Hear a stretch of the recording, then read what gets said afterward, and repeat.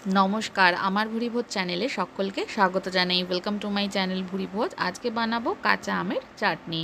তার জন্য এখানে একটা কাঁচা আম নিয়ে নিয়েছি। নিয়ে এটাকে ভালো করে ধুয়ে জলে আমি 15 মিনিট মতো ভিজিয়ে রেখেছিলাম যাতে আমের কষটা চলে যায়। এবার এই আমটাকে টুকরো করে আটিটা ফেলে টুকরো করে এভাবে কেটে নিয়েছি। এবার প্রথমে আমের চাটনির জন্য যে ভাজা মশলাটা প্রয়োজন সেটা তৈরি করে নেব। শুকনো একটা কড়াই নিয়ে নিয়েছি। কড়াইটা ভালো করে গরম করে নিয়ে এর মধ্যে দিয়ে দিচ্ছি একটা শুকনো লঙ্কা, অল্প পরিমাণে জিরে, গোটা জিরে বা সাদা জিরে। এবার দিয়ে দিলাম অল্প পরিমাণে সামান্য একটু কালো সর্ষে। মৌরির পরিমাণটা কিন্তু বেশি দিতে হবে, মৌরিটা একটু বেশি করে দিচ্ছি। আর মেথির কয়েকটা দানা দেব, আর দেব সামান্য একটু কালো জিরে।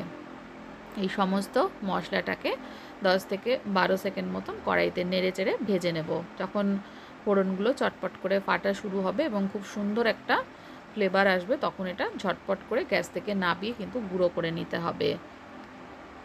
ঝটপট করে নাবিয়ে নিতে হবে, নইলে গরম কড়াইতে রেখে দিলে কিন্তু মশলাটা পুড়ে গেলে চাটনিটা খেতে মোটেই ভালো লাগবে না।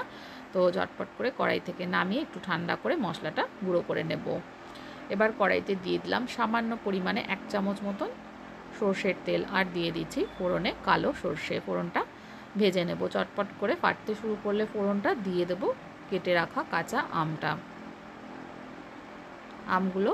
আমের টুকরোগুলো দেওয়ার পরে আমি এর মধ্যে দিয়ে দিচ্ছি একটু লবণ, আর দিয়ে দেব এর মধ্যে একটু হলুদ গুঁড়ো। নুনটাকে ভালো করে মিশিয়ে নিলাম, নিয়ে এবার একটু হলুদ গুঁড়ো দিয়ে দিচ্ছি। হলুদটাকেও ভালো করে মিশিয়ে নিয়ে 1 মিনিট মতন তেলের মধ্যে একটু নেড়ে চেড়ে নেব।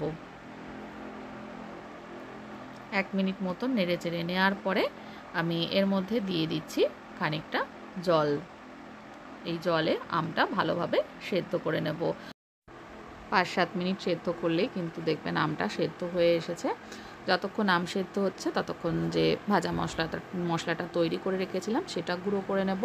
ভাজা মশলাটা গুঁড়ো করার সময় এর মধ্যে একটা এলাচ দানা দিয়ে দিলাম, তাহলে মশলার ফ্লেভারটা আরও বেশি ভালো লাগবে।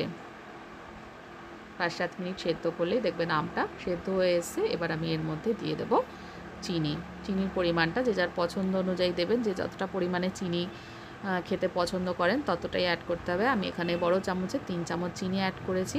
আর আমের টক কতটা টক সেটার উপরেই ডিপেন্ড করছে কতটা চিনি অ্যাড করতে হবে। ভাজা মশলাটা গুঁড়ো করে নিয়েছি, এবার ভাজা মশলাটা অ্যাড করে দেব। চিনিটা দেওয়ার পরে আরও 2-3 মিনিট মতন ফুটিয়ে নিয়ে ঝোলটা একটু শুকিয়ে গেলে তারপরে আমি ভাজা মশলাটা অ্যাড করছি। আমি আমের চাটনির কিন্তু একটু ঝোল ঝোল রাখবো, একটু রস রাখবো, তার জন্য জলের পরিমাণটাও কিন্তু একটু বেশি করে দিয়েছিলাম। আপনারা চাইলে এর মধ্যে এটা শুকিয়ে নিয়ে আরও একটু মাখা মাখা টাইপেরও করে নিতে পারেন আমের চাটনিটা। মশলাটা দেওয়ার পরে আরও 2 মিনিট মতন ফুটিয়ে নেব, আর ঝোলটা আরও একটু শুকিয়ে নেব। এটা একদম তৈরি হয়ে গেছে। গরমের দুপুরে ভাত খাওয়ার শেষে এরকম একটা চাটনি থাকলে কিন্তু খাওয়াটা জমে যাবে। রেসিপিটা ভালো লাগলে আমার চ্যানেলটা যারা এখনও সাবস্ক্রাইব করেননি তাদেরকে অনুরোধ করব সাবস্ক্রাইব করে নেওয়ার জন্য। সকলে ভালো থাকবেন, সুস্থ থাকবেন।